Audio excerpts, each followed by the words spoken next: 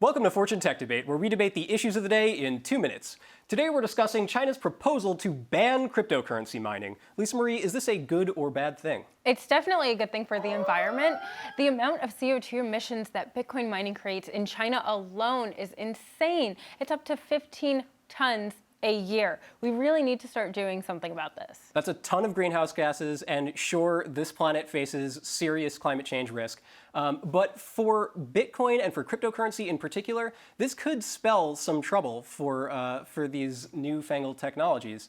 Since 2013 or 2014, China has come to dominate the Bitcoin mining market.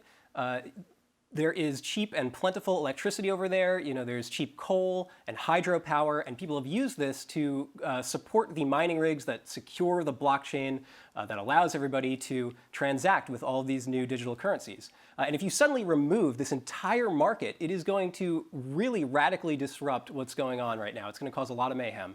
Well, it's important to keep in mind, though, that China has already been cracking down on crypto, between initial coin offerings and things like that. So it's kind of expected. Also, we're looking at the market right now. Sure, if China is now eliminated from that, right now that will be a big problem, but people are already moving to Canada, for example, and so they're probably going to adapt much better than we're giving them credit for. I mean, is it a good thing for Bitcoin? No, but I think it'll still survive.